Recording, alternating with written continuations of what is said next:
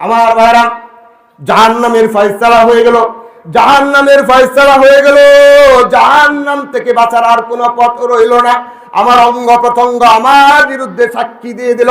সেদিন মানুষ তখন এই সমাজের যে প্রভাবশালী ব্যক্তিরা তাদেরকে দোষ দিবে, বড় ভাইদেরকে দোষ দিবে।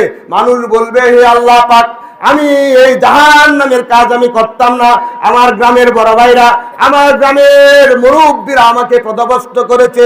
আজকে এই কিয়ামতের ময়দানে আজকে তাদেরকে তুমি ডবল শাস্তি দাও। রব্বানা ইন্না আতআনা সাদাতানা ওয়া কুবরানা ফাআদাল্লুনা সাবিলা। হে আমার রব, আমি আমাদের গ্রামের বড় ভাইদেরকে অনুসরণ করেছিলাম, আমাদের বড় ভাইদেরকে অনুসরণ করেছিলাম, বেনামাজিদেরকে অনুসরণ করেছিলাম। আজকে তারা আমাকে পদভস্ত করেছে। আজকে এই কিয়ামতের ময়দানে আজকে তুমি তাদেরকে ডবল শাস্তি দেও।